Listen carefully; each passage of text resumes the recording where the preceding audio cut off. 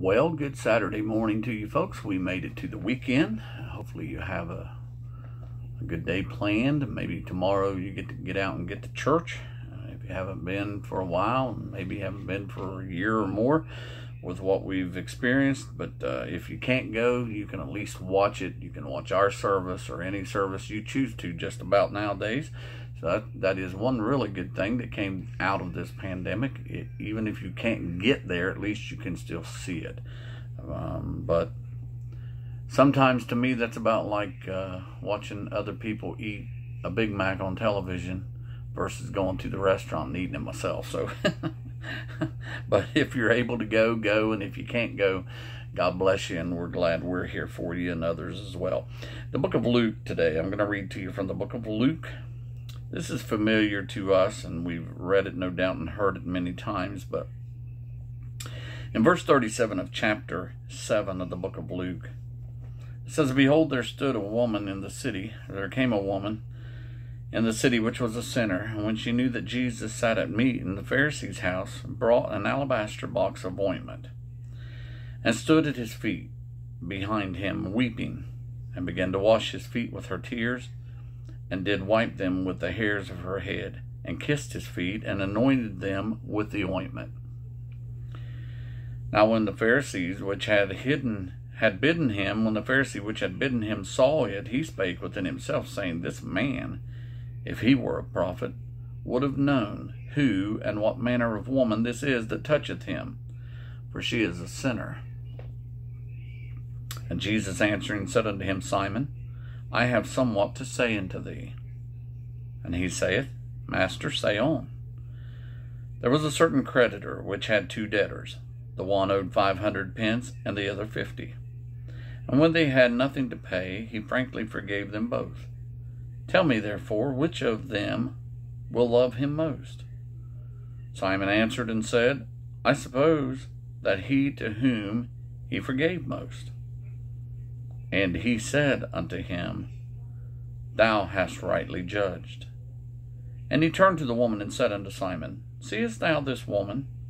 I entered into thine house, thou gavest me no water for my feet. But she hath washed my feet with her tears, and wiped them with the hairs of her head. Thou gavest me no kiss. But this woman, since the time I came in, hath not ceased to kiss my feet. My head with oil thou didst not anoint, but this woman hath anointed my feet with ointment.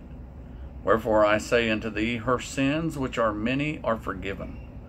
For she loved much, but to whom little is forgiven, the same loveth little.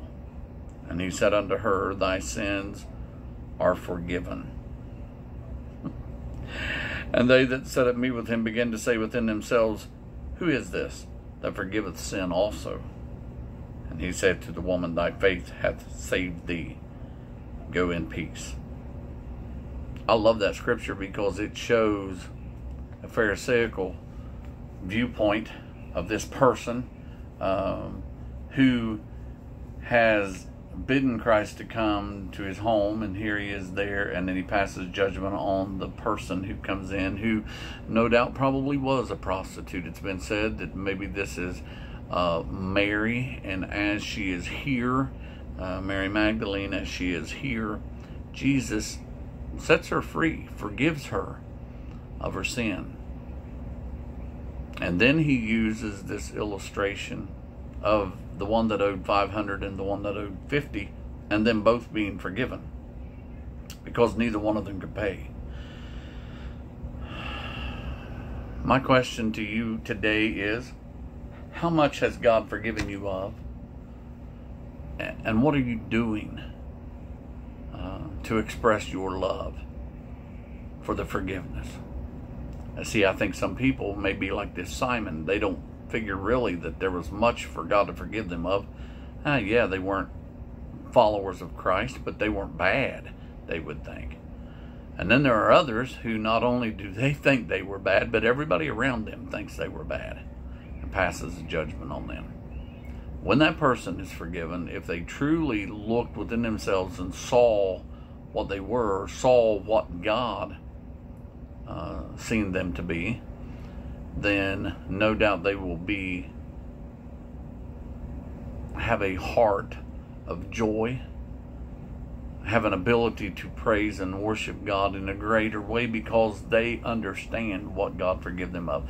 Many people in churches today probably do not fully grasp the forgiveness of their sins because a lot of times people don't think they were really bad. But it is that we are all sinners. We've all sinned and come short of the glory of God. We all needed a Savior.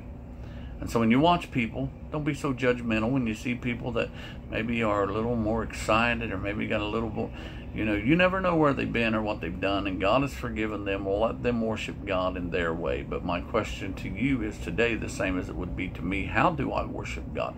Is it about standing up and doing the, however you do it? But it comes from the heart. It is to give God thanks and praise and love for what He has done for us. And so whatever He's done for you today, if He's forgiven you of little, you may love little. If He's forgiven you of a lot, you may love a lot. But however, we need to thank Him for what He's done for us. On this Saturday morning, I attempt to sing this song that I don't think I've sang on any of these yet. This is out of my dad's songbook. Can't remember who... there was an album that I'd heard this on, I'm sure, whenever I was just a boy, and Dad learned it. And so we'll see here where we go with it. When I'm tossed on life's sea and the waves cover me and the dark clouds won't let the sun shine through, then a voice seems to say, child, there'll be a brighter day. Don't allow the stars to hide sweet heaven's view. 'Cause you've got one more valley, one more hill. You've got one more trial, one more tear, one more curve in life's road, maybe one more mile to go. And you can lay down your heavy load when you get home. Don't let Satan see your tears.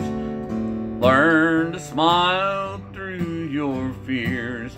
Hold your head up high and give the world a smile.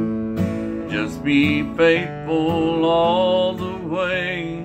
It'll be worth it all someday, for it's all gonna be over after a while. 'Cause you've got one more valley, one more hill, and you've got one more trial, one more tear, one more curve in life's road, maybe one more mile to go.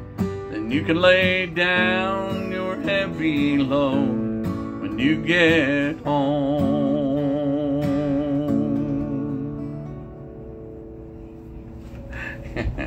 I will say this, when I got to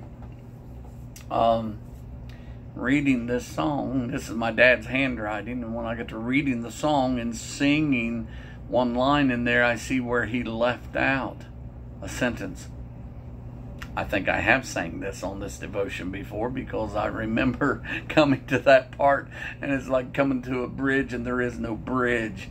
So I remembered it in my head, but oh well, I do this enough, I'll probably sing them all over and over and over. But if you're out there listening, it is what it is, and you'll hear them as they come, right? Oh, I better not say that. Some people don't like that, I guess, but but it is what it is. Lord, we thank you for the day you've given us. God, I pray that you would watch over and bless, Lord, and give the help that's needed today. We love you. We thank you in Jesus' name. Amen. God bless, folks. Have a great Saturday. Enjoy your time. If you attend Charity Free Will Baptist and we haven't seen you for a while, drop in, stop in, and let us see you. But if you attend somewhere else, get to your church tomorrow if you can. God bless. We'll see you Monday.